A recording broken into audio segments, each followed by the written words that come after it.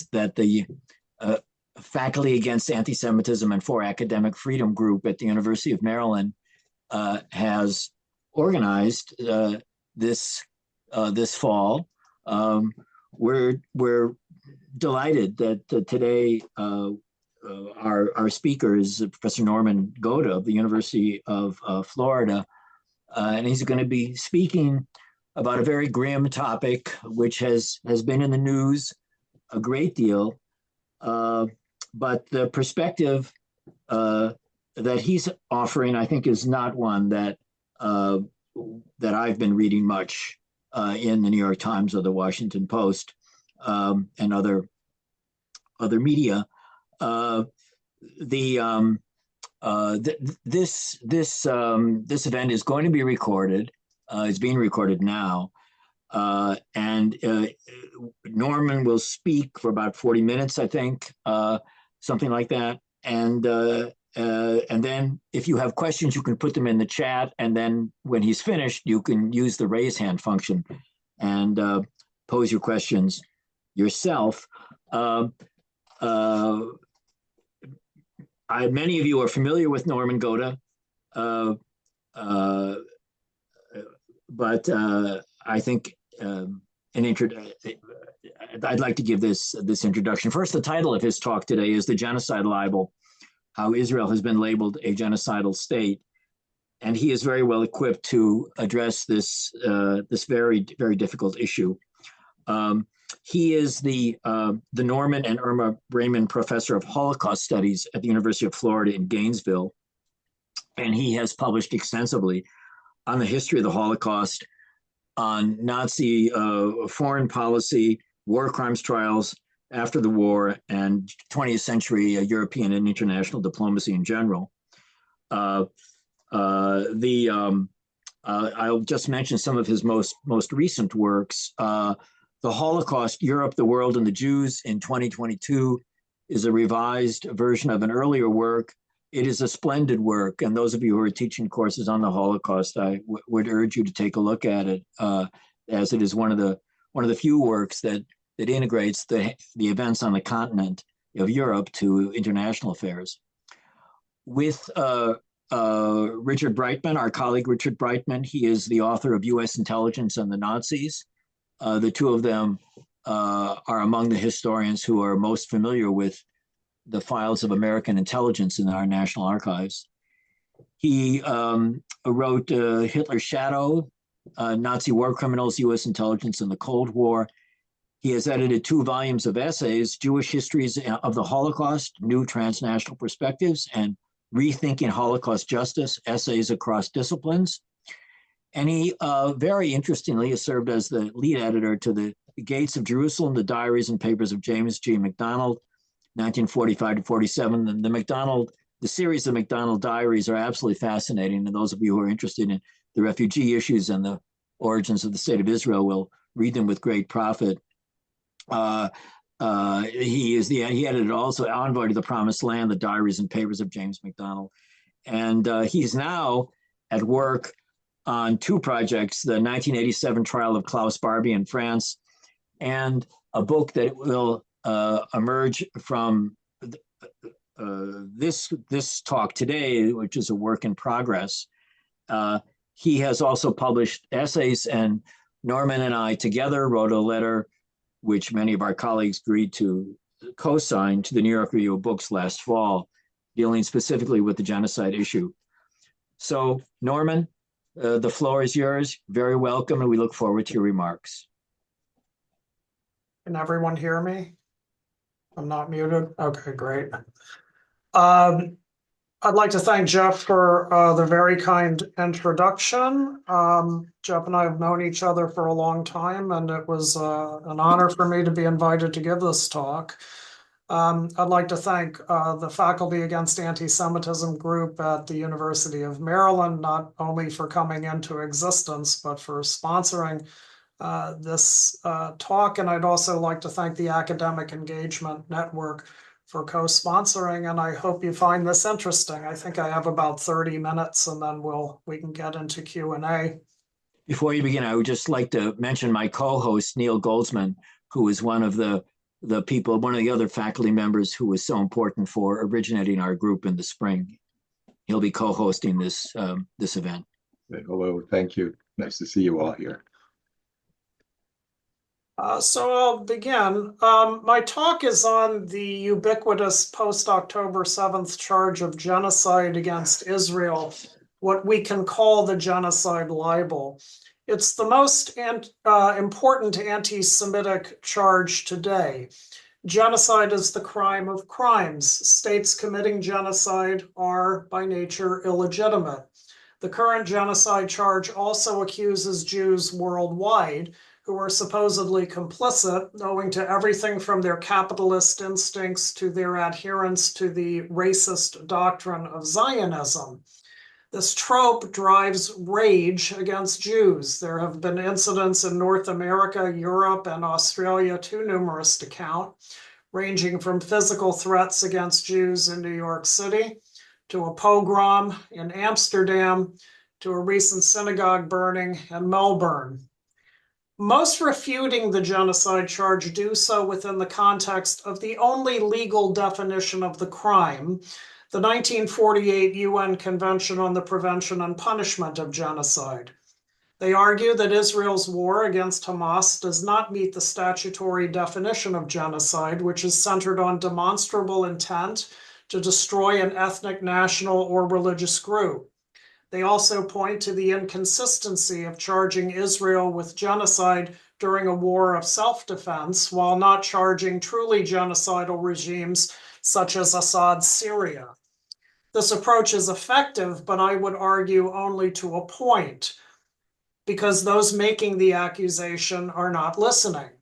And those supposedly neutral, such as Pope Francis I, who gives the accusation credence because it is true, quote, according to some experts, unquote, are listening to the accusers.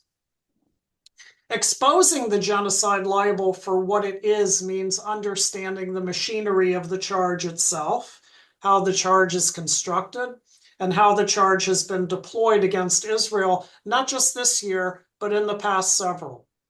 Those charging Israel with genocide have long bent evidence to fit the constitutive elements of the crime, but they have also redefined the crime beyond law itself, infusing what I would say are flawed social science ideas that have transformed genocide from a crime into a construct. They fuel this theory by deliberately misreading history, from Israel's contemporary wars with Hamas back to the war of 1948, and in fact, all the way back to the Hebrew Bible. And we are dealing here with a level of bad faith that has polluted much more than academia as it has filtered down to the broad mass. We could start at the beginning. In his book, Axis Rule in Occupied Europe, Raphael Lemkin, who coined the term genocide, defined it as, and I quote, the destruction of a nation or an ethnic group. But Lemkin's concept was too broad for jurists. He included destruction of the foundations of national life, social, economic, moral, and religious. The term genocide was thus mentioned in the indictment in the trial of the major war criminals at Nuremberg, but the court pared down the definition to mean, and I quote, the extermination of racial and national groups. Afterwards, Lemkin lobbied the UN to declare genocide an international crime. But the term for Lemkin remained broad, including crimes against culture and language. The meaning that centered on extermination was preferred by delegations aiming to define the convention to Nazi-style mass killing. But whatever genocide was, most UN members saw it as a part of an overall plan to physically destroy a human group. UN deliberations on the Genocide Convention in 1946 to 48 coincided with Israel's birth. The Arab states tried to link the two, especially with the displacement of Palestinian Arabs, later known as the Nakba. In October 1948, Salah ad-Din Tarazi, Syria's delegate to the UN Legal Committee, argued that the convention should say that, and I quote, any measures directed toward forcing members of a group to leave their homes should be regarded as constituting genocide, unquote. The problem was that mass flight could and did occur during legitimate wartime operations. This clause was thus rejected 29-5 with 8 abstentions. The UN Secretary General at the time, Trygve Lie, countered that genocide should be limited to, and I quote, the deliberate destruction of a human group. Otherwise, there is a danger of the idea of genocide being expanded indefinitely. Moreover, Lee said, and I quote again, if the notion of genocide were excessively wide, the success of the convention would be jeopardized, unquote. And war itself, said Lee, was not genocidal. The infliction of losses, Lee said, and I quote, even heavy losses on the civilian population in the course of war does not as a rule constitute genocide, unquote. That argument defined the eventual convention. But it was made only on the cusp of the Cold War, Soviet anti-Zionism, and then the Third Worldism of the 1960s. In June of 1982, Israeli forces invaded Lebanon to neutralize terror bases there used by the Palestine Liberation Organization and to chase the PLO from Beirut. The genocide accusation against Israel emerged in full. It is instructive for today that there has never been agreement on civilian casualties in the First Lebanon War. In September 1982, PLO chairman Yasser Arafat claimed that there were 49,600 civilian dead. The Lebanese, after the war, counted 17,000 civilian and military deaths. But with the invasion, the communist press organs in Eastern Europe exaggerated civilian casualties, argued that Israel was using poison gas and napalm, and said that Israel aimed to, quote, exterminate the Palestinians, unquote, and that Israel was conducting genocide. In the UN General Assembly, third world states joined in. I quote part of one speech from Adnan Omran, a Syrian diplomat representing the Arab League. His key point here, which I think is central, is not that Israel was a state carrying out a genocide. Israel, owing to Zionism, already declared by the UN in 1975 to have been a racist doctrine, was in fact a genocidal state. I quote, the structure of the Israeli entity, Omran said, is built on the tenets of a Zionist racist settler ideology and the premise of a chosen people, a premise that makes Zionist decision makers believe that they and their people alone are superior to all other people on earth and that they have the right to commit the crime of genocide, unquote. After the Sabra Shatila massacres outside of Beirut, carried out by Christian militias allied with Israel in September 1982, the General Assembly acted. UN General Assembly Resolution 37/123D of December 1982 classified Sabra and Shatila as, quote, an act of genocide, unquote. Cuba, which introduced the resolution, did not discuss constitutive elements of genocide, noting simply that the resolution was self-explanatory. Debate followed, but not on the constitutive elements. The entire episode, according to legal scholar Antonio Cassese, and I quote him, reveals an intention to use the resolution as a political instrument and a tool for propaganda, unquote. Well, okay, the Cold War is over. The culture wars have not receded.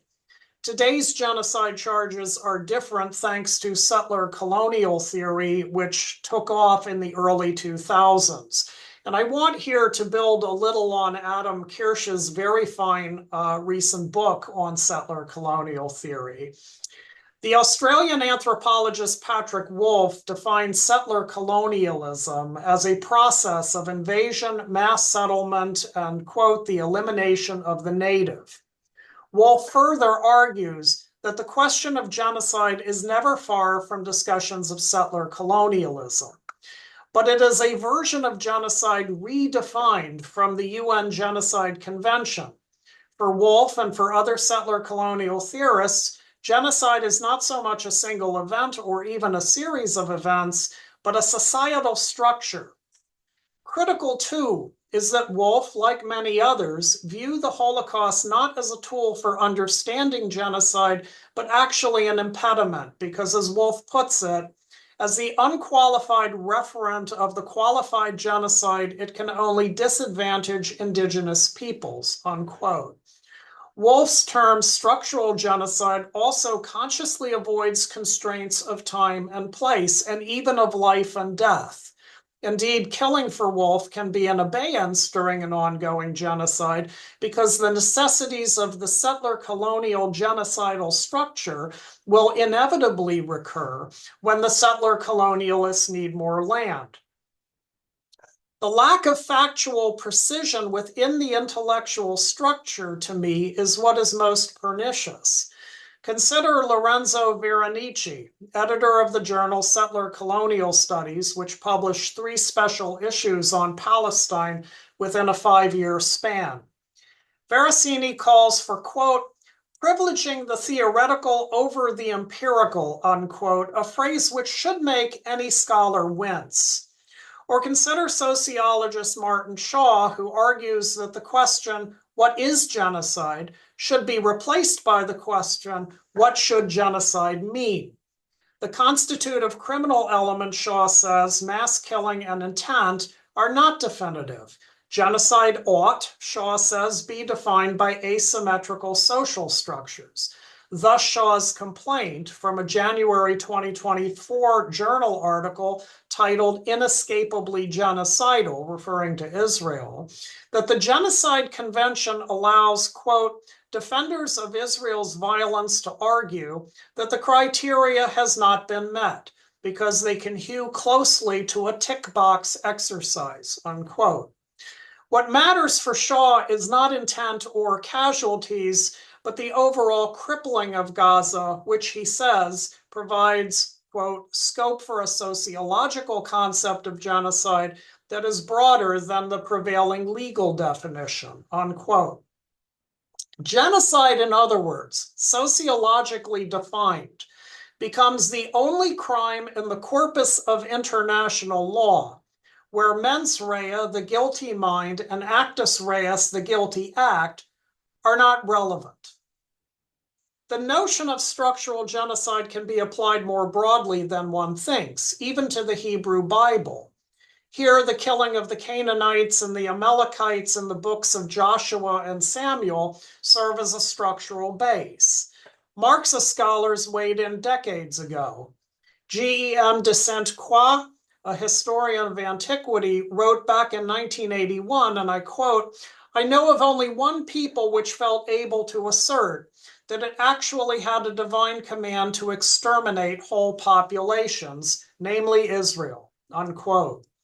Noor Masalha, a Palestinian sociologist who has crashed the world of biblical studies, argues that there never was an ancient Israel, all archaeological evidence notwithstanding. But, he says, the so-called conquest narrative of the Canaanites, as he calls it, has still served, and I quote him, as a guide for Zionist and Israeli state policies toward the indigenous inhabitants of Palestine, unquote. And scholar Bruce Fisk argues that the Canaanite genocide, as he calls it, must be, quote unquote, in conversation with the Nakba. This is background to the obsession with Benjamin Netanyahu's mention of Amalek last October, quoted from Deuteronomy 25:17. Remember what Amalek did to you. The line immediately became proof of Israel's genocidal intent to destroy the Palestinians in Gaza, but also of Israel's fundamental genocidal nature. The electronic intifada decried, quote, Netanyahu's invocation of the genocidal biblical story of Amalek, unquote. Writing for Al Jazeera, Holocaust historian Raz Siegel called it, quote, a crude and dangerous weaponization of religion, as perpetrators of genocide always see the group they are attacking as posing an existential threat. Holocaust historian Omer Bartov warned in the New York Times that, quote, this deeply alarming language, unquote, could easily turn into genocidal action. In January 2024, Deuteronomy 25:17 became a pillar of South Africa's genocide accusations against Israel before the International Court of Justice. There's a lot to unpack with this. I don't really have time to do it, but consider the following. In January 2010, 13 years before the Hamas attack, on Holocaust Remembrance Day, Netanyahu from the ruins of the Birkenau camp referenced Amalek when discussing Iran, which at the time denied the Holocaust while working on a nuclear arsenal. The anti-Zionist website Mondoweiss predicted that this, quote, would seem to prescribe genocide for Iran, unquote. Which brings us to the period of Hamas's rule in Gaza from 2007 to the present. Hamas used tunnels and other means to smuggle weapons into Gaza and launched rocket attacks and small ground operations against Israel. The current genocide libel started in 2007 with Israel's blockade, first of the land crossings into Gaza, then at sea, which aimed to halt the flow of strategic materials such as concrete and weaponry. A 2010 report by the UN Secretary General's panel of inquiry concluded that the naval blockade was a legal exercise in self-defense, and it applauded Israel's easing of restrictions that year concerning the land crossings into Gaza. Regardless, activists labeled the blockade as a siege and an instrument of slow genocide. Articles appeared with titles like Israel's slow motion genocide, a slow steady genocide, Europe's collusion in Israel's slow genocide, and so on. The most influential essay was by Richard Falk, soon to become the UN Human Rights Council Special Rapporteur for Palestine. Falk's 2007 article, Slouching Toward a Palestinian Holocaust, argued that the blockade was, quote unquote, a Holocaust in the making.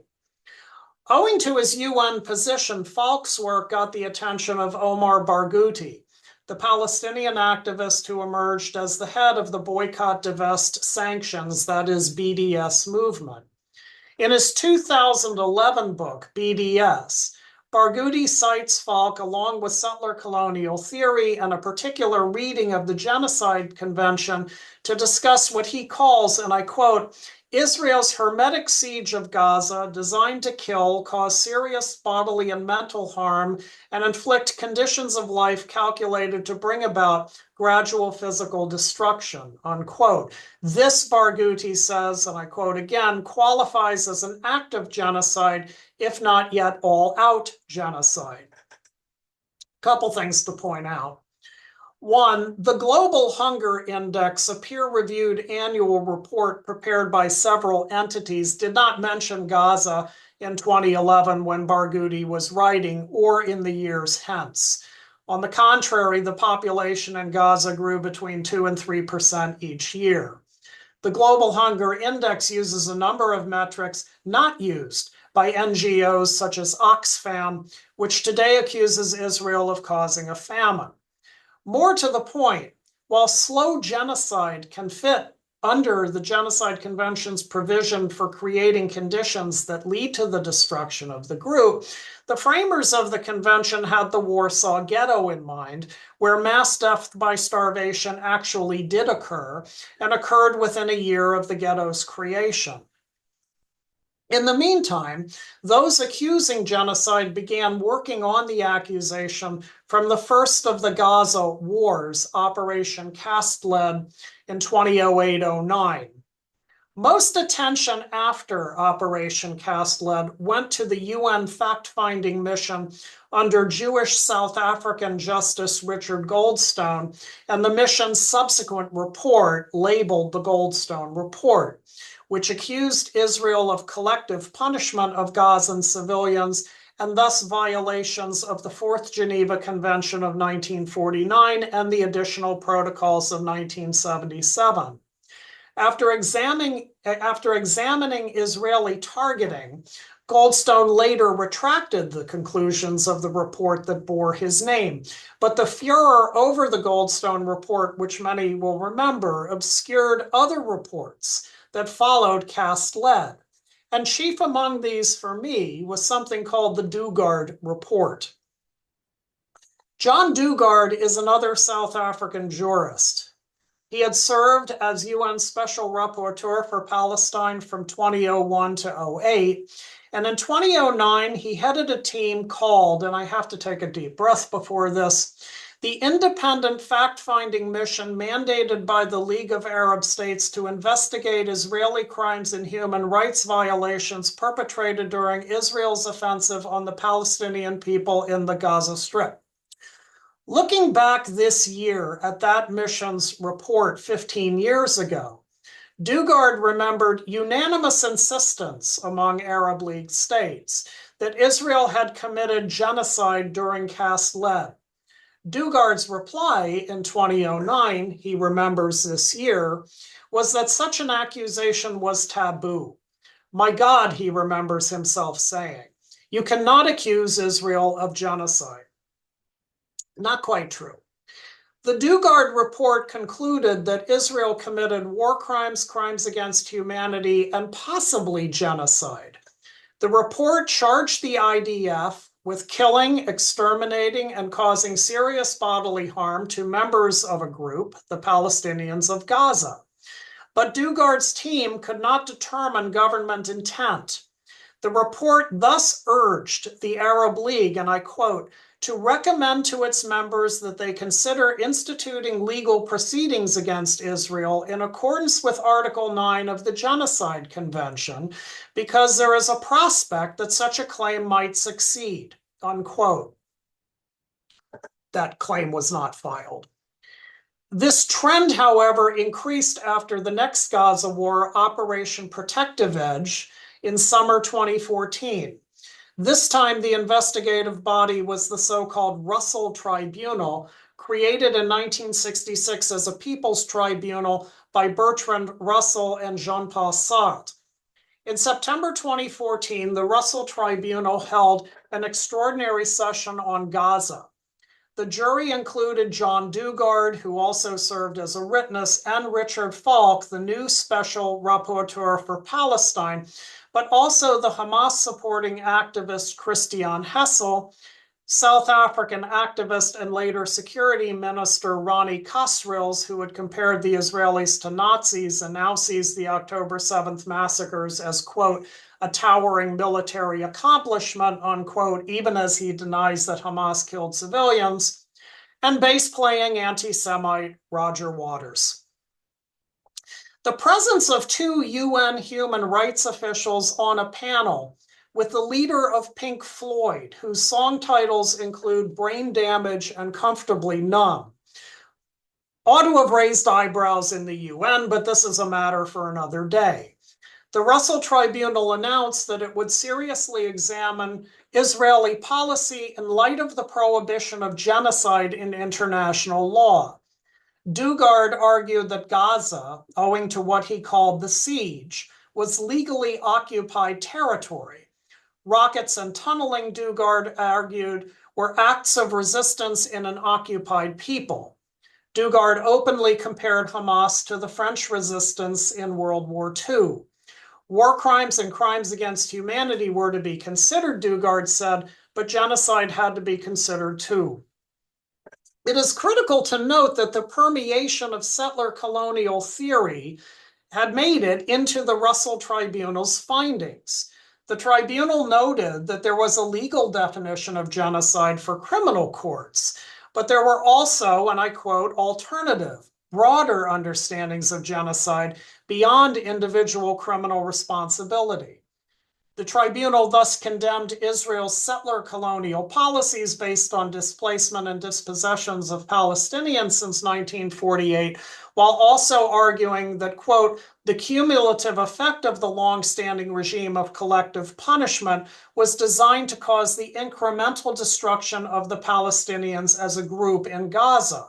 Yet though the tribunal found Israel guilty of war crimes and crimes against humanity, it stopped short of the word genocide. Dugard later lamented the tribunal's caution.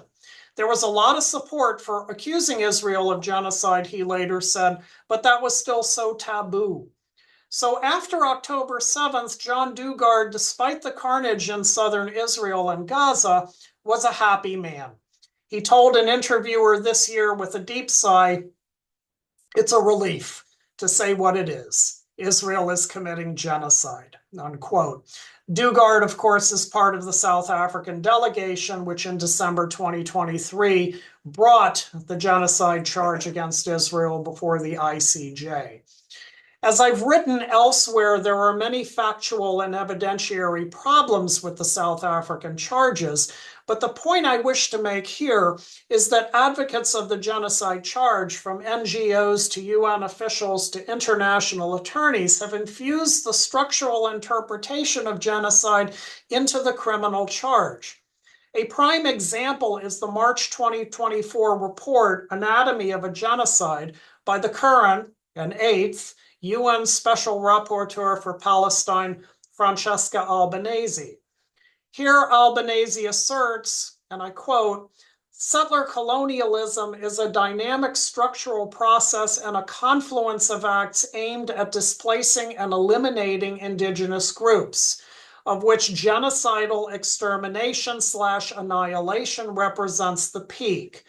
In Palestine, Albanese continues, displacing, I'm quoting here, and erasing the indigenous Arab presence has been an inevitable part of the forming of Israel as a, she uses sarcastic quotes, Jewish state, unquote.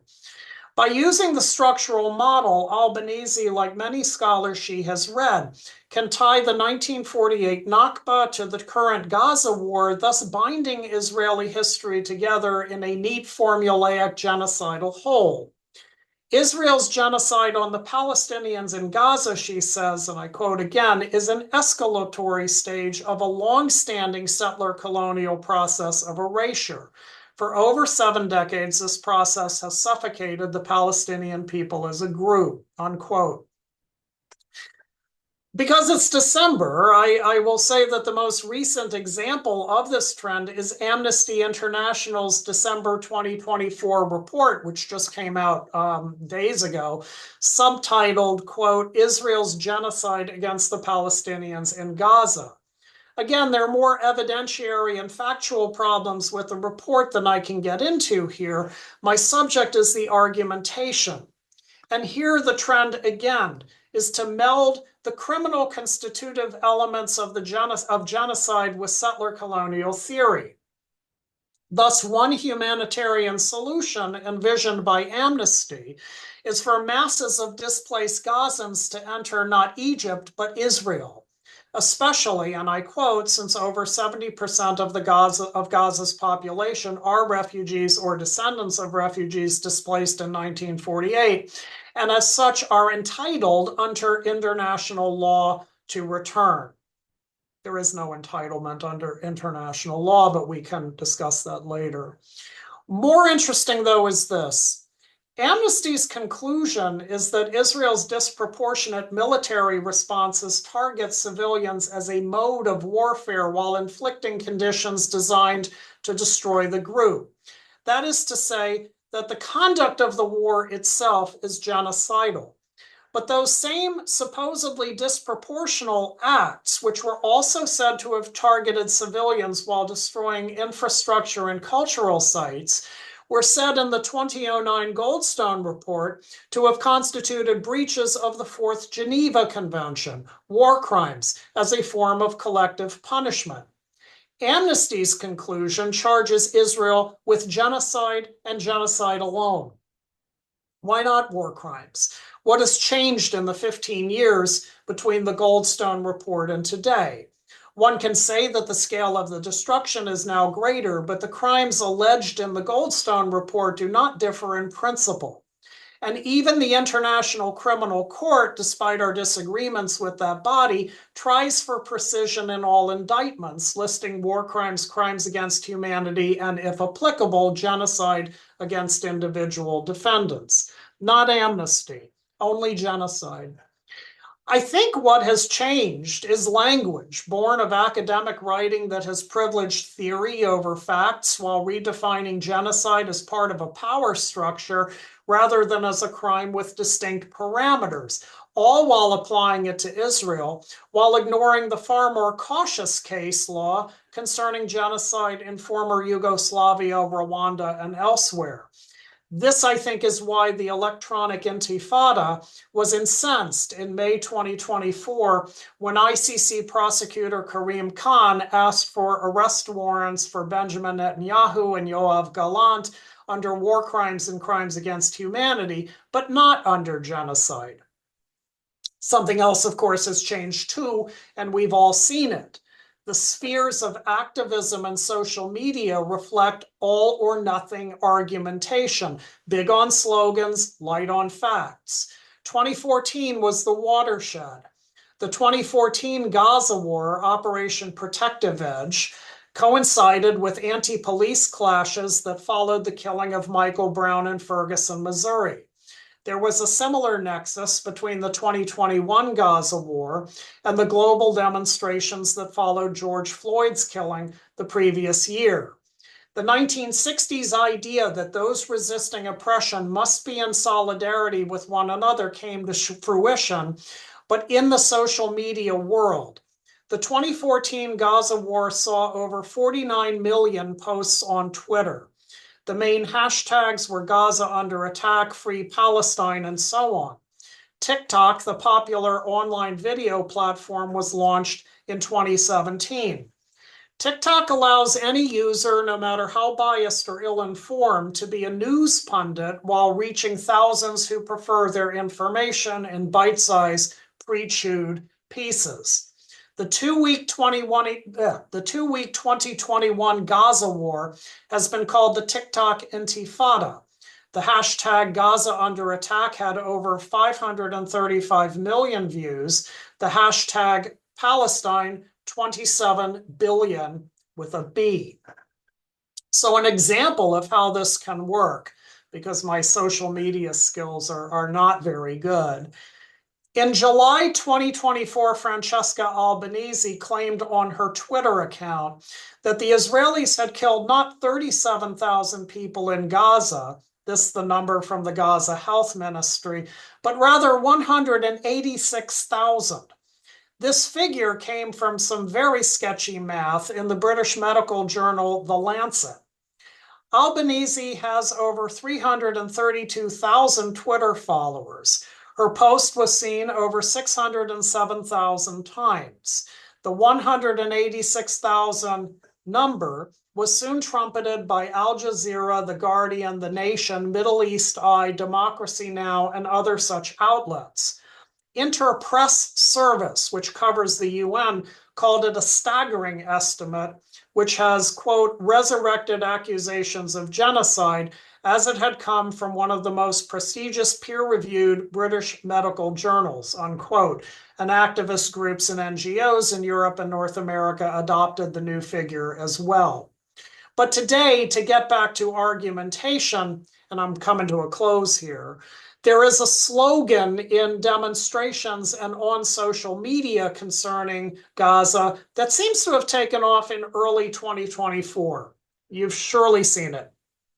It's not complicated, it's genocide. Indeed, the connection between settler colonial theory and genocide is not complicated because it avoids all complexity.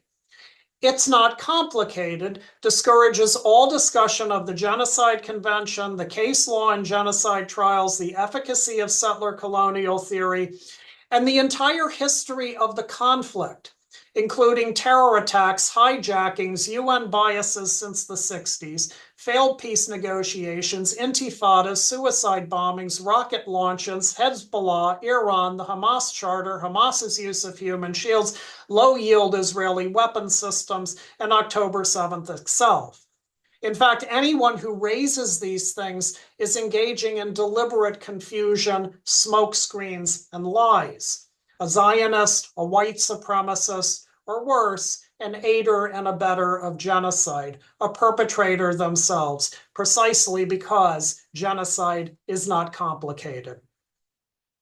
So what can be done about the genocide libel?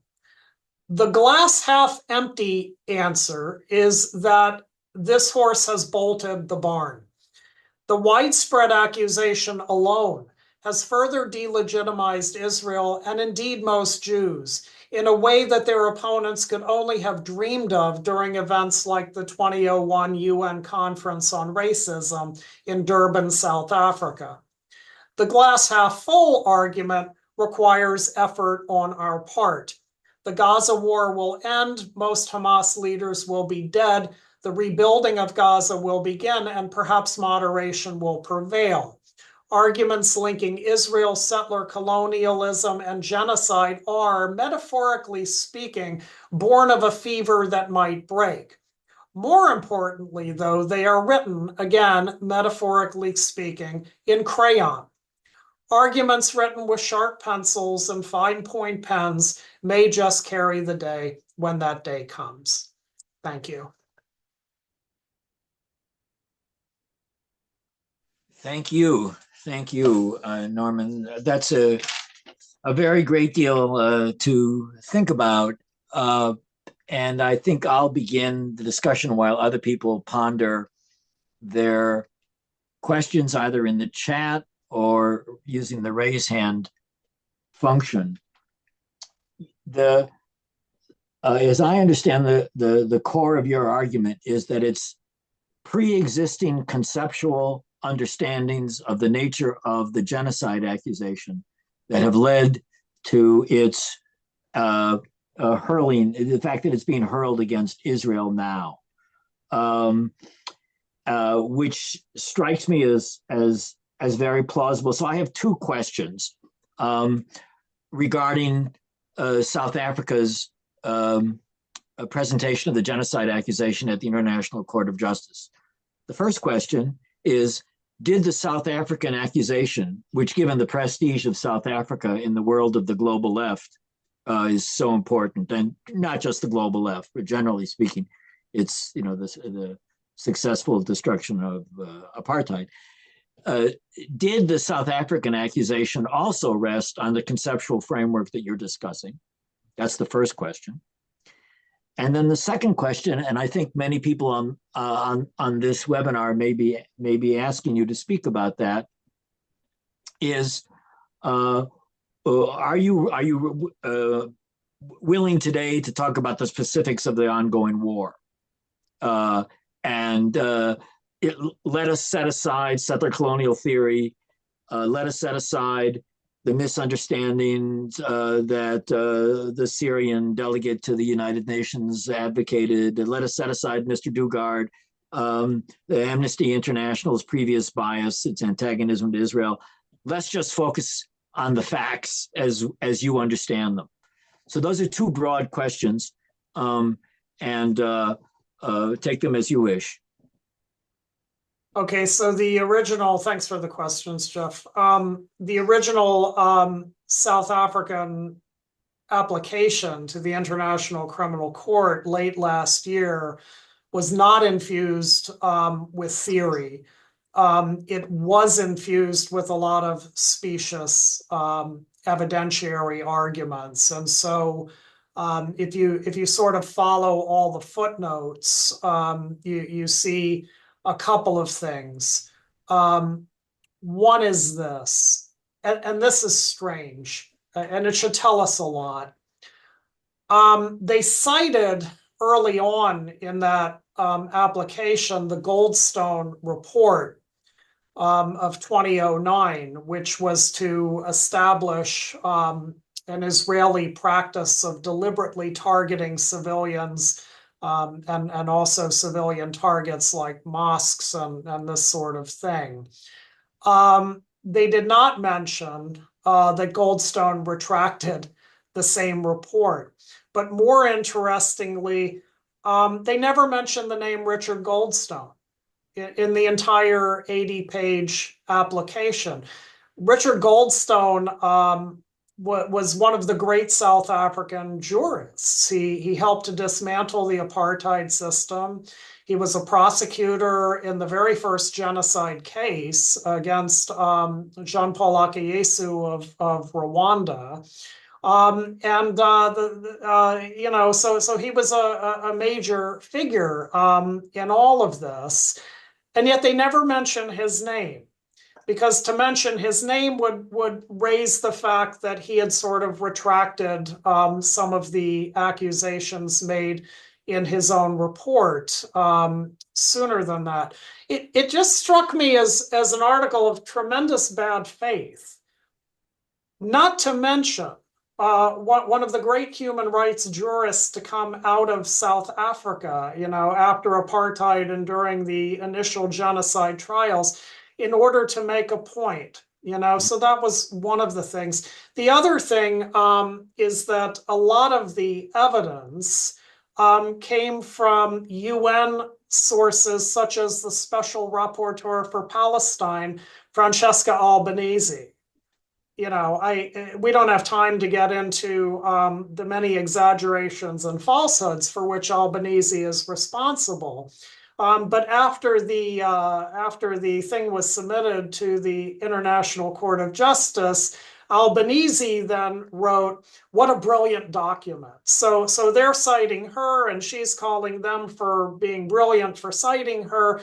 The whole thing is very strange, and I really thought the ICJ was going to tell the South African delegation, go back to law school, take the classes on evidence, and then come back. Let me follow on that, go back to law school question, because one way of thinking about what you've said today is that the use of the genocide accusation is a misuse of the meaning of the rule of law. Yes. That something has gone wrong in thinking about international legal issues.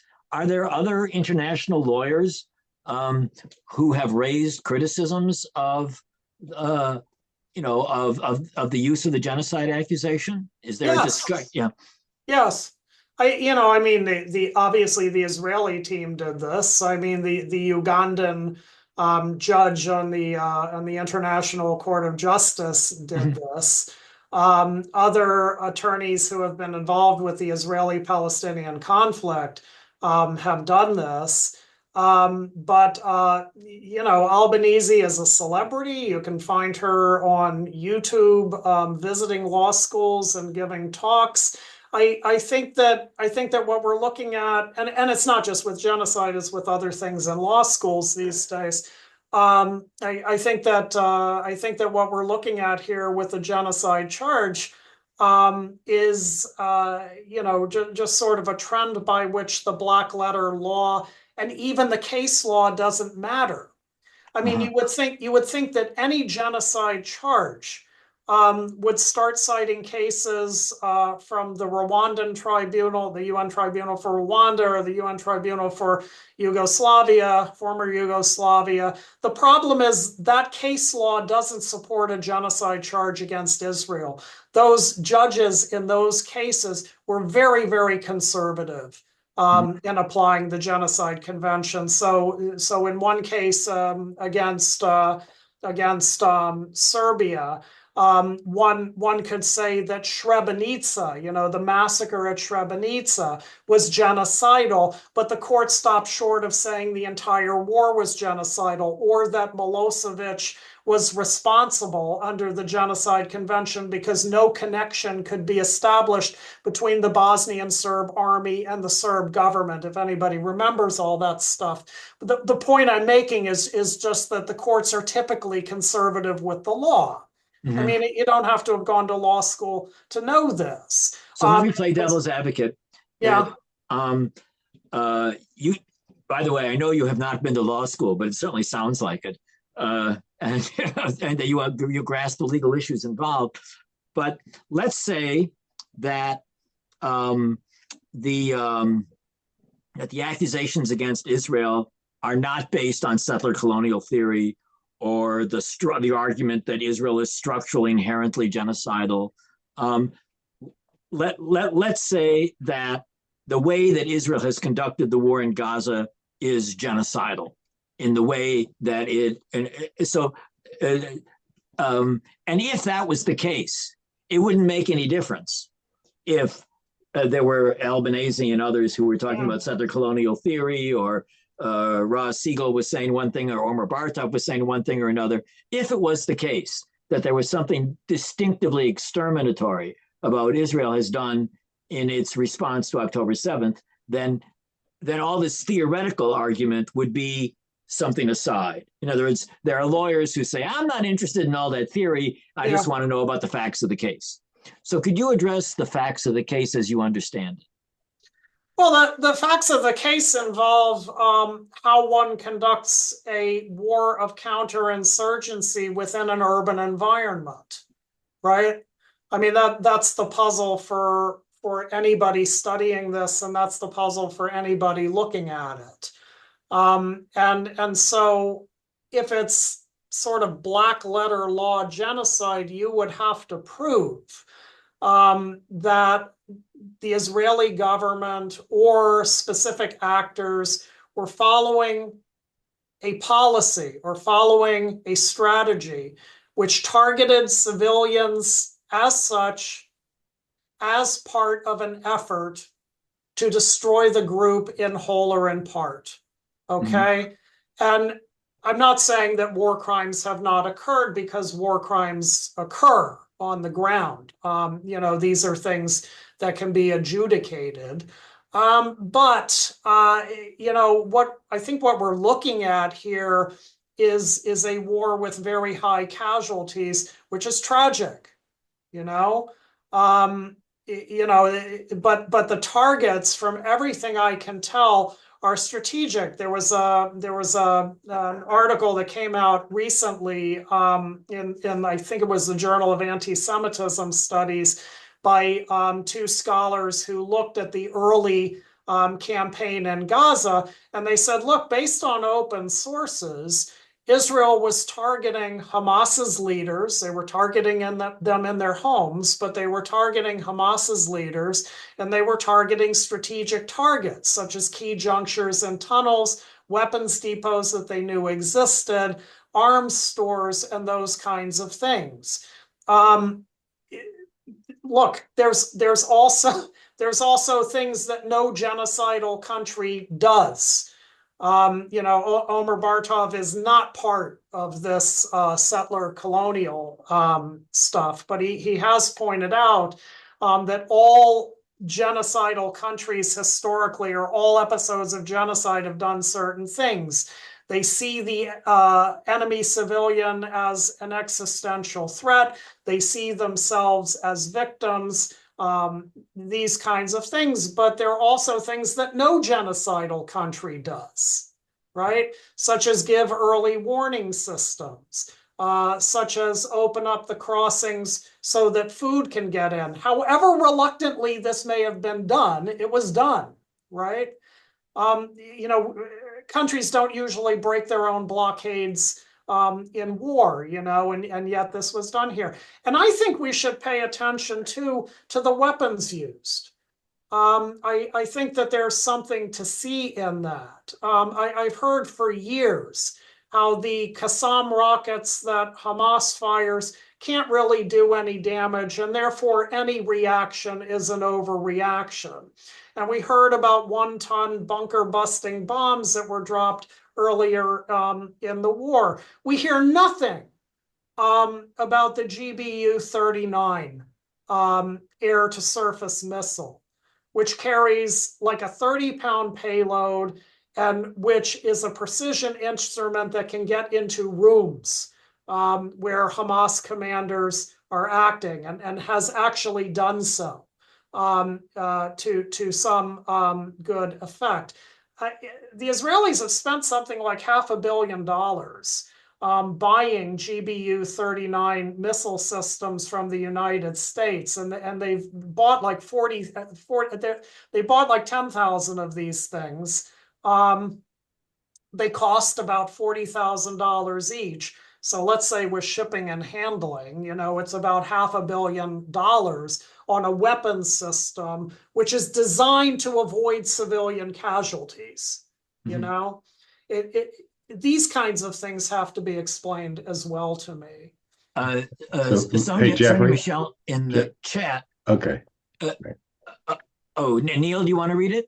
Well, why doesn't Sonia read it? Sonia, do you Okay. want to read your question? Yeah. Unmute yourself, please. Sonia, you got to unmute yourself. Or I can unmute you, I think. Sonia. Okay, now. Sorry. Hey, Sonia. Yeah, I just wondered if you found any evidence that the Hamas leadership has been aware of the prevalence of genocide charges and strategized accordingly. For example, by locating arms depots and hiding forces under civilian sites such as schools, hospitals, residences, and so forth, precisely to bring the accusations again, to make it appear as though Israel is conducting genocide. In other words, were they doing this consciously for that? Well, there's been a lot of theorizing as to what they expected after the October 7th attack. And of course, what they expected and what everybody else expected was something that was going to be overwhelming. I have no particular knowledge as to whether they knew that the genocide charge was going to be thrown around the way it was. But there is evidence, lots of evidence, and it came out in a report not too long ago. You can find it online, published by Charles Small, on the financial connections between Hamas, the African National Congress, Iran, and Qatar. And Small says that after the South Africans brought the charge in December of 2023, they received a very large infusion of cash, which helped a great deal toward alleviating party and government debt in South Africa. It's a very circumstantial case, but I guess the point I would want to make is that genocide is part of the lawfare that's being conducted against Israel. I mean, one of the things Hamas has always wanted to do, and the PLO wanted to do that before, was to delegitimize the state. Nothing can delegitimize the state more than the charge of genocide, in a way that war crimes charges cannot, and in a way that crimes against humanity charges cannot.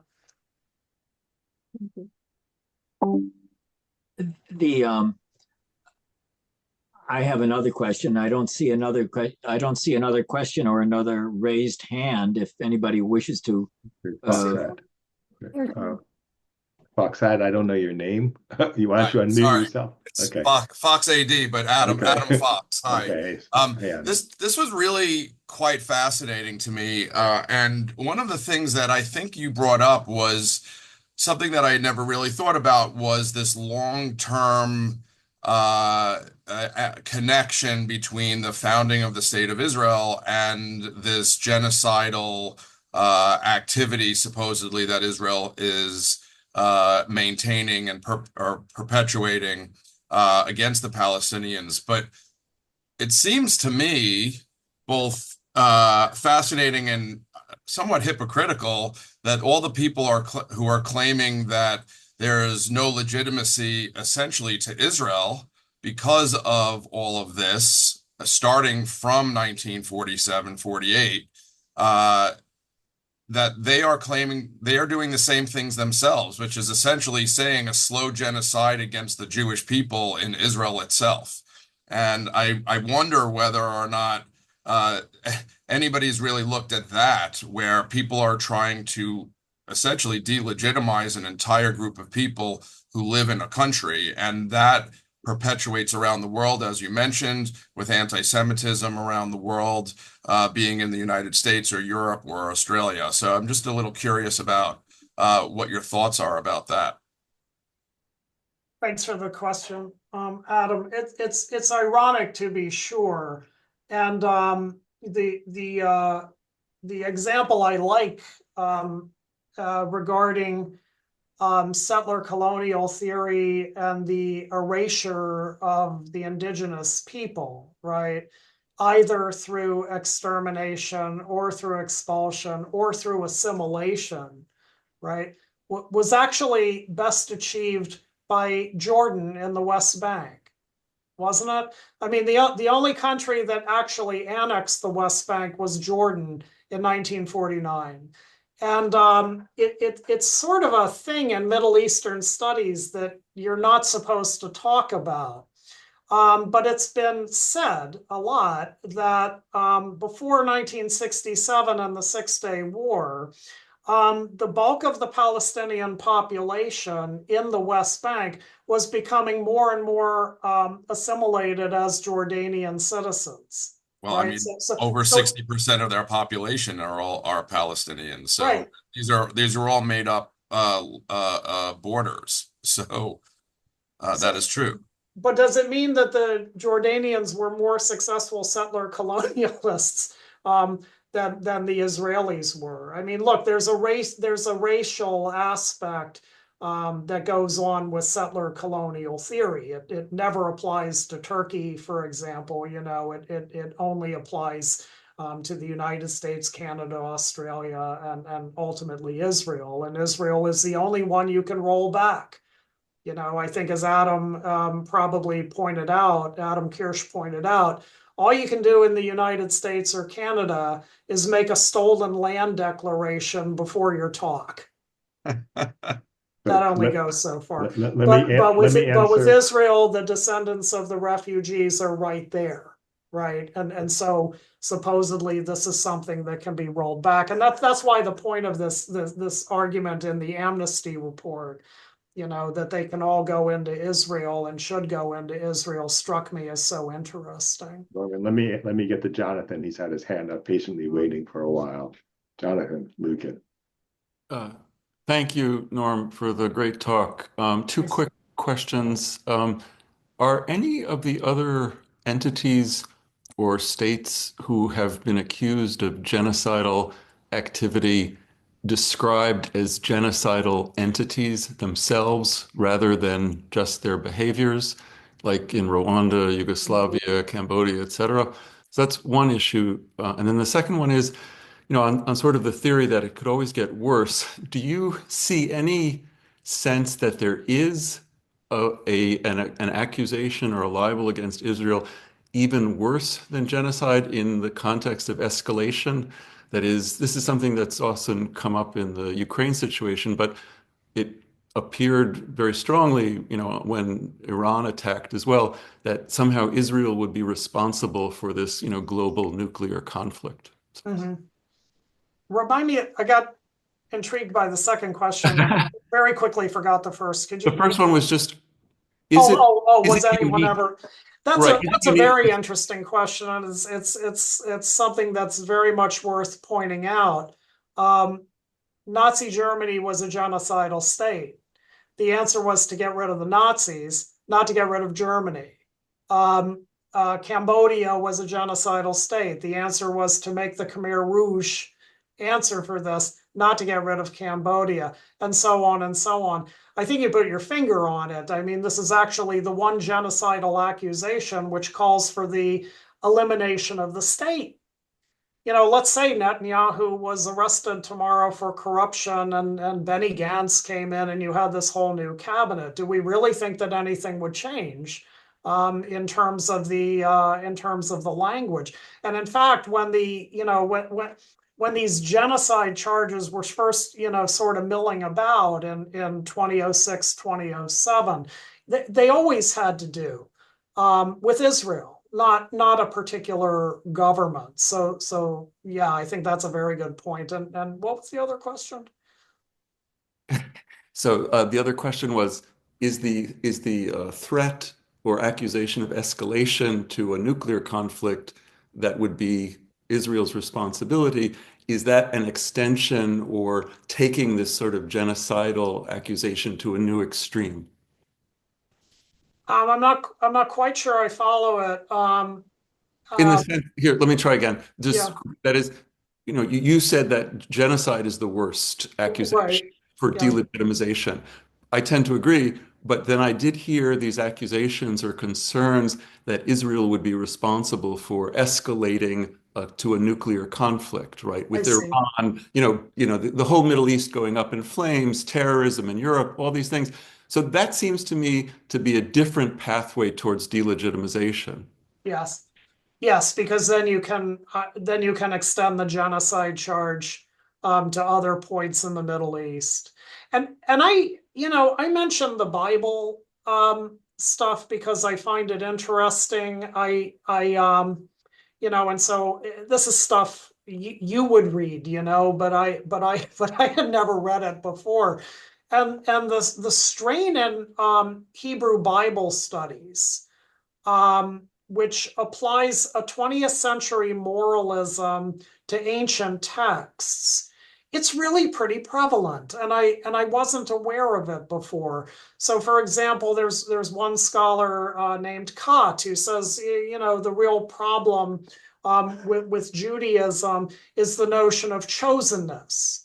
Because if you see yourself as chosen, you'll naturally be genocidal toward everybody else, when in fact the notion of chosenness can be interpreted as greater responsibilities and those sorts of things.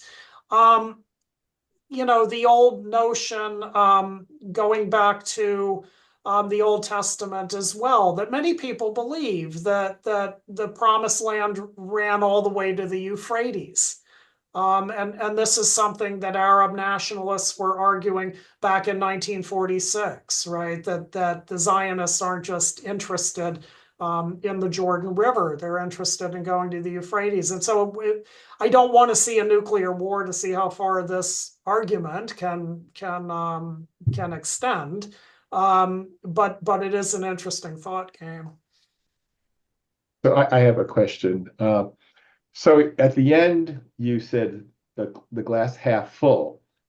Could we give some more time to that? I mean, perhaps you can point us in directions of, or give us some guidance about, what it takes to reverse this trend, and what strategies should be.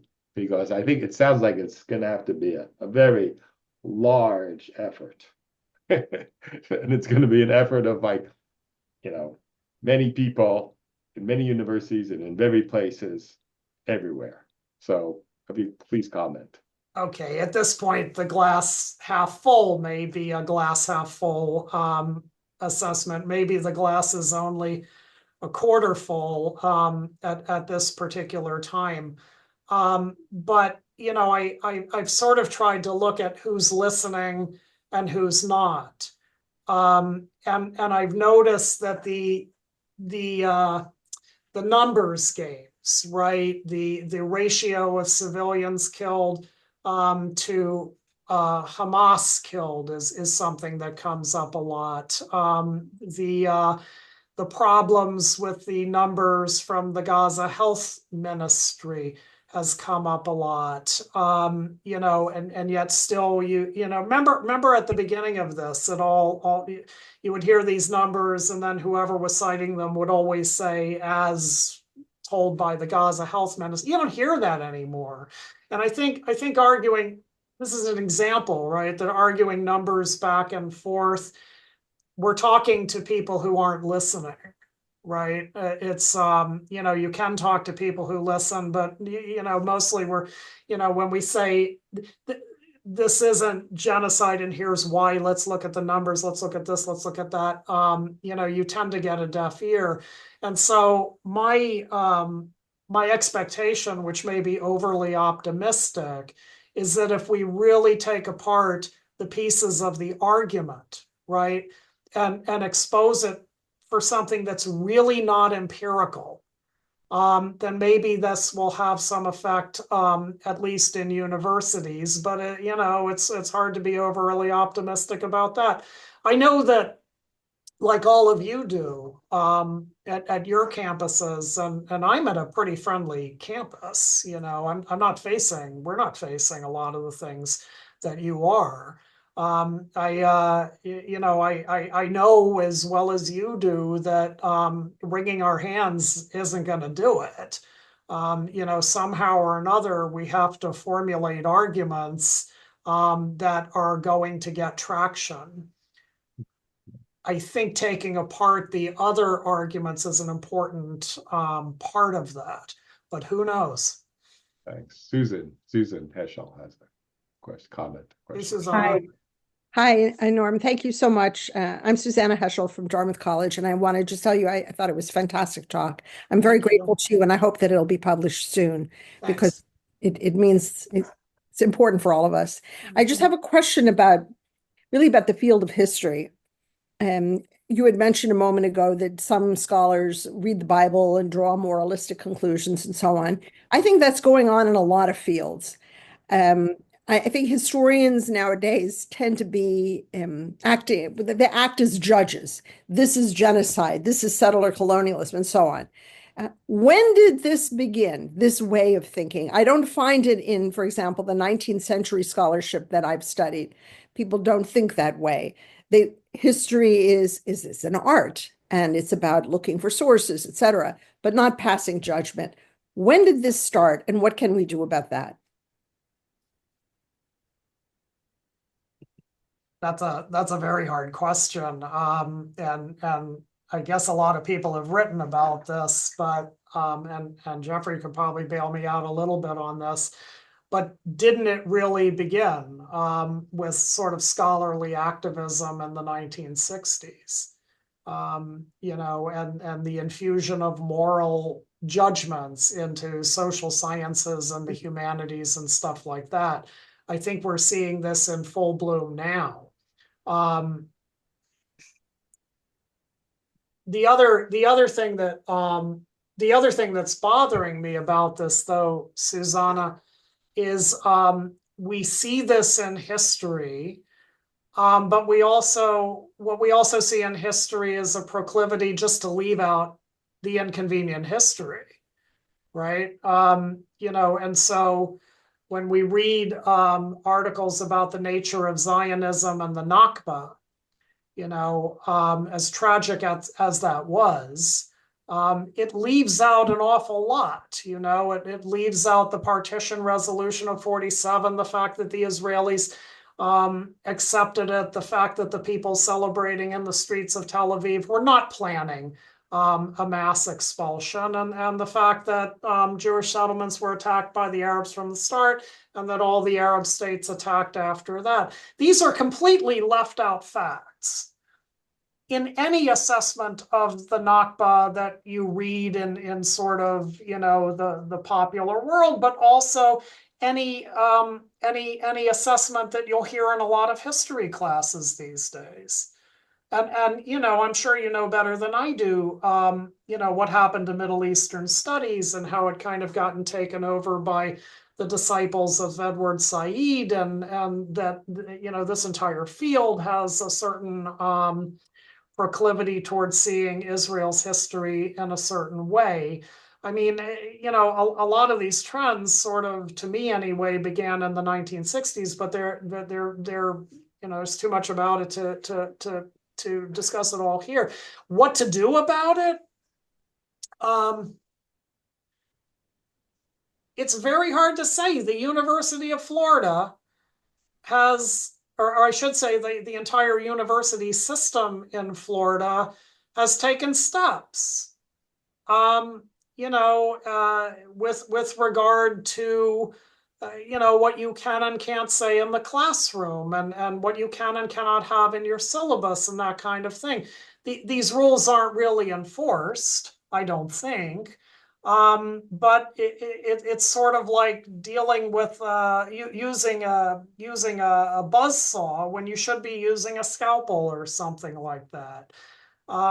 but I think the trend has to be reversed, and I don't know what the best way to do it is. I I think, wish I had a better answer for you. yeah. Oh my goodness, there are other people who want to pose questions, so I will lower my hand. And Larry Sidman, you're muted. Yeah, I'm no longer muted. I just want to, so Jeffrey knows I am an interloper. I am not an academic. I practiced law for 40 years and did more than a little bit of work in a courtroom. And I just want to make really a comment with regard to kind of what do we do about it? Where do we go from here? And I'm going to draw on Professor Herf's admonition that he gave to a talk that he gave to our synagogue several years ago, when he basically said, one of the things you have to do is get used to being the skunk at a garden party. And I think that I don't think I put it quite that way, but you probably put it more elegantly, but that was the takeaway. And I would just offer that I think that the professor's linkage of the genocide charge to going back to 1948 and the Nakba and the whole doctrine of settler colonialism requires a two-front response. One, on the fallacy of the doctrine, which is that Israel is not a settler colonial state. And, you made mention of the fact that, contrasting it with the United States, which is a much purer situation vis-a-vis its indigenous population, but a rebuttal of that against that fundamental construct, which is based again on a fallacy and based, in part on the fundamental notion going back to the Bible that the land of Israel is central to Jewish identity. And then I think you have to work on the facts. And I think in addition to what's popularized, the social media, et cetera, I think the reality is the photos of what's happened in Gaza this time make more credible to ordinary people and viewers the charge of genocide, because the photos are so horrific. And I think that we have to take that into consideration and have factual rebuttal, which includes ratio of civilian to combatant ratio. I mean, we've discussed these in this conversation. And what we really need, I think, are people like Bloomberg, in addition to funding universities, to start funding their own, social media networks, which put up the truth. And I think that also goes for alumni of prestigious universities, which should be fighting for Israeli Jewish studies departments that are not captured by anti-Zionist, anti-Semitic elements. I'm going to take that as a comment, and because we've been going for a while, and I think that we should wind it up in the next 5-10 minutes. So, Norm, would you keep what Larry Sidman said in mind when you reply? Yes. Yes. And then Christina Marino, would you please pose your comment and question? Hi, good to see you, Jeffrey, and wonderful to see you, Norman, again, listen to you, learning once again from you. I studied with you during my master's at a higher university way back. Thank you for this informative lecture, this talk. I really look forward to reading it published, especially because we need it for teaching. I'm based at the University of Bielefeld in Germany these days, but at the moment, this year, I'm in New York at the New School. And I just wrapped up a class on the history of the Holocaust. And the later parts of the class I actually dedicated to memory questions, but also the question of how the Holocaust as the prime genocide is being weaponized and used today in the conflict, and especially against Israel. So, and one of the readings, and it's still hard to find good readings to discuss with the students, because so much of our academic debate is these days filled with texts that are, as you said, are written in bad faith and just plain bad science. They are bad scholarship. So one of the texts I resorted to was Andrew Port's book on Germans discussing never again and what that meant in specific contexts. Very useful, I think, an important contribution, looking empirically at these discourses, actually in a quite similar way, looking at the argumentation of the that is being made. I was surprised that you focused on argumentation. I think it's an effective way on one level to countering this discourse, but not so much on anti-Semitism as something that plays here, of course, a very prominent role, that the way Israel is being criticized and attacked, of course, carries layers and layers of anti-Semitic irrationalism, emotion. This drives political activism. This drives students talking about Gaza as a Warsaw Ghetto repetition, which I had in my class. So my question is, how do we respond to the irrational part, to the conspiracy, to everything that is, that has to do with the anti-Semitic fuel that this discourse is carrying? While I'm happy to deliberate and deconstruct argumentation, I think it's not sufficient, unfortunately. What do you do on the other level? Ethan Katz at Berkeley said once that so many of the anti-Semitic tropes that one hears today are not necessarily understood as anti-Semitic tropes by the people who make them. Of course, most of them know very well that they're engaging in anti-Semitic tropes when they talk about the murder of the deliberate murder of children and the selling of organs and all of these kinds of things. But in terms of students, I'm not going to say they were born yesterday, but compared to some of us, they were born yesterday. And Ethan's point was they don't necessarily know these things, and it has to be pointed out to them, And I think there's something to that. The other thing I think is this. There is I'm on a very big campus, but there is a huge middle of students who we never hear from. We hear that we see the Students for Justice in Palestine, doing their chants and all of those sorts of things. They're not representative of the great majority of students who've never had a course on Israel and never had a course in Jewish history, never had a course on the Holocaust or anti-Semitism or any of that stuff. And I think these kinds of subjects need to work their way into general education course. Sometimes a course on the Holocaust will be in the general education core, but other things are not. This hasn't come up, but it gets to Larry's question about institutions on campuses. I'm very privileged to be the director of the Bud Shorstein Center for Jewish Studies at the University of Florida. I've been doing it for 5.5 years, and I have one semester left, and it's been wonderful. We have a great faculty here, which really understands the stakes. And so one of the things we tried to put together very quickly last year was a course called What is Israel?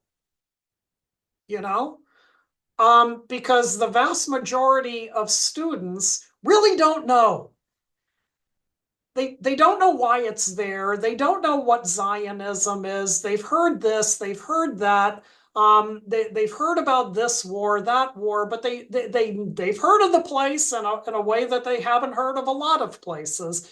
But so we put this course together. We had a very good enrollment in it last year, and we team taught it and all of that kind of thing.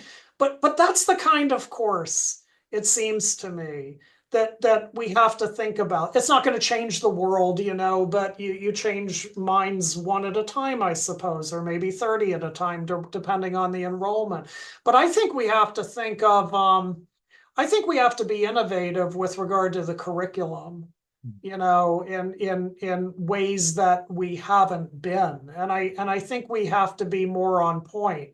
It's fine to have a course on anti-Semitism and Islamophobia. But maybe we need a course on anti-Semitism. But certainly with Israel, the amount of ignorance out there, and just a very honest course. How do the politics work? Who are the people there? Why are they there? What's a kibbutz? Why isn't there a constitution? And of course the conflict. These are things that can be tremendously valuable. Hey, Norman. Yeah. We have to wrap it up pretty soon. Oh, and sorry. There's a question from Froma Zeitlands. I want to get to her and then maybe wrap up the whole thing.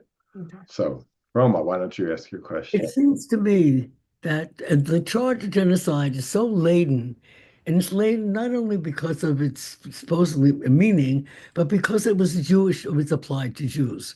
And I seem to recall that the late head of Hamas said that he wouldn't care if 300,000 Palestinians gotten killed. But the charge of genocide is so laden with this dual meaning and dual aspect of it. And it's an easy charge to lay for almost anything. But the fact is that I think that Hamas was counting on this when it launched its offensive. Mm-hmm. Do you think that's possible? Yeah, it's certainly possible. I don't think they had crystal balls and I don't think they could see the future, but they knew that the response was going to be a lot more than a 2-week Operation Guardian of the Walls kind of thing like we had in 2021. And you're right that Sinwar was quoted as saying, well, if a few 100,000 people get killed, a few 100,000 people get killed, it's all worth it.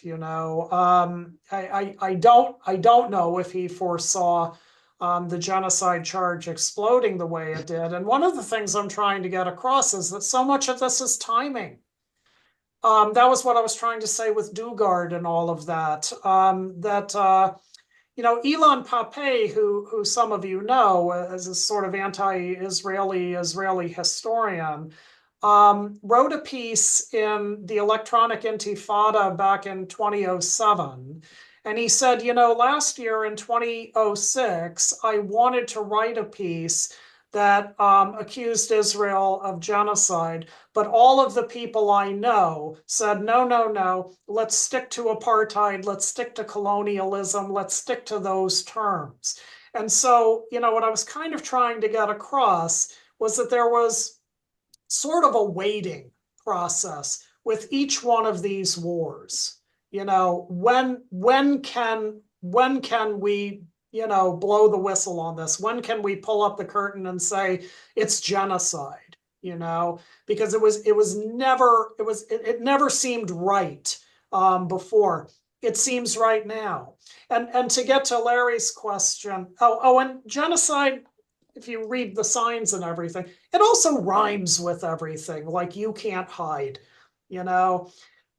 Violating the 1977 protocols of the Fourth Geneva, additional protocols of the Fourth Geneva Convention, there's actually a discussion there to be had, about proportionality and that sort of thing. I mean, I don't know how that discussion would end, but there's a profitable discussion there to be had that I think would engage people on both sides.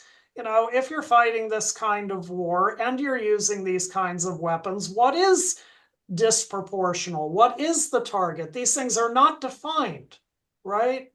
But 1977 protocol to the 1949 Geneva Convention can't fit on a sign. It doesn't rhyme with anything. And it doesn't have that quality of just going from 0 to 100 in 3 seconds like genocide does.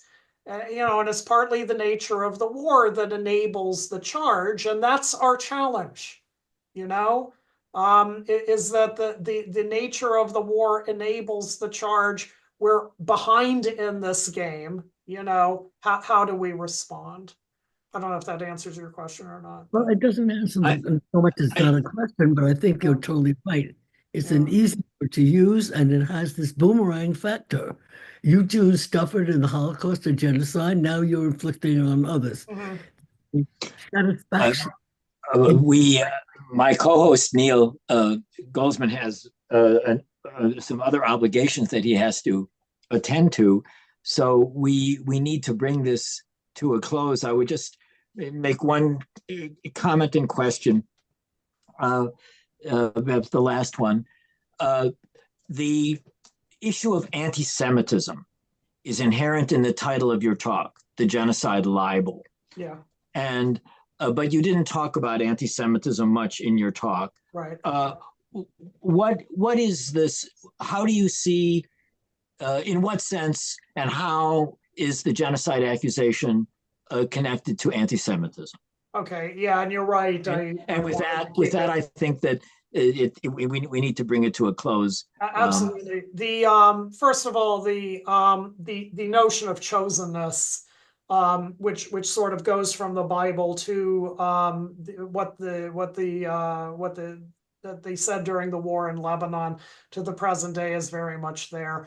The almost pathological belief in Jewish vengefulness is certainly part of this, and the killing of innocents, which we used to read accusations. Richard Landis wrote about Muhammad al-Dura, in 2001. The Shireen Akbar killing. The argument that she was targeted and assassinated. Usually these things are the killing of innocents, going back to ritual murder charges, are done on a one-person basis. But the wholesale killing of innocents is one of the oldest anti-Semitic tropes in the book.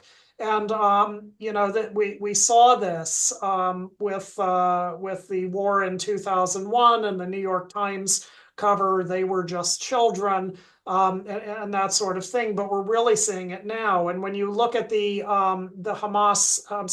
Gaza Ministry of Health statistics, the argument that 70% of those killed are women and children, you're really seeing this again. And you also see it in the South African document, where there are accusations of Israeli machinations to force Palestinian women to have hysterectomies, right? This is such a conspiracy theory, and it goes to the Genocide Convention's prohibition of limiting births within the group, and so this stuff is not hard to find. It's very much there. Look, if you're looking for the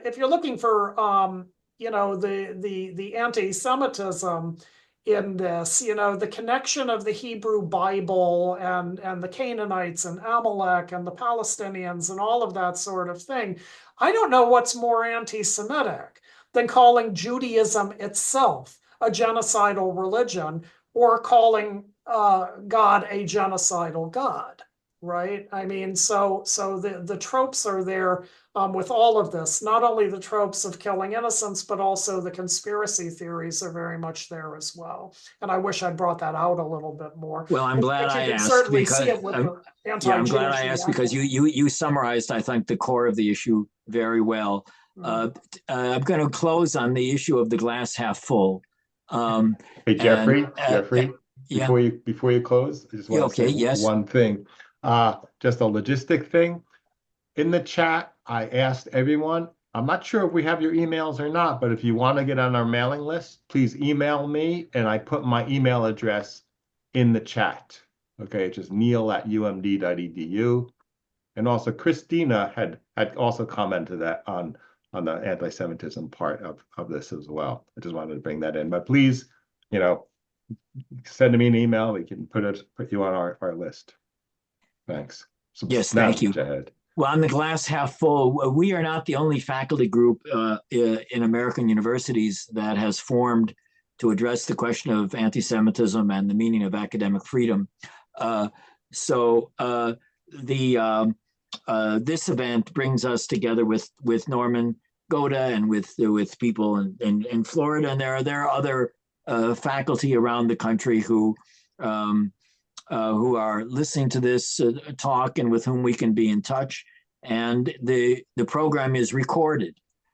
So that means that we'll be able to send Norman's excellent presentation to many other people. I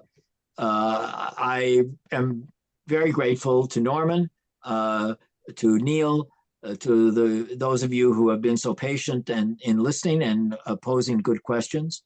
And I think with that, it's now almost 20 to 6.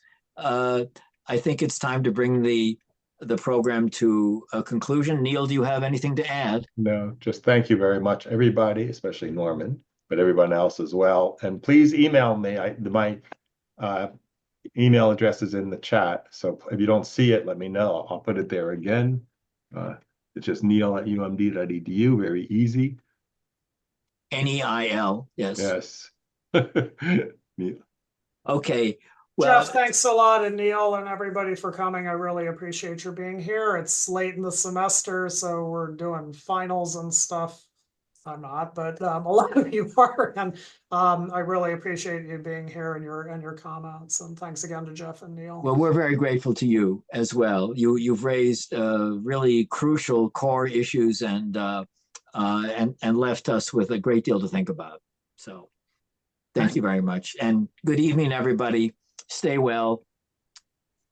Happy Hanukkah. Yes. Happy Good evening. And Merry Christmas. Happy Hanukkah, indeed. Okay. Okay. Thank See you you. later.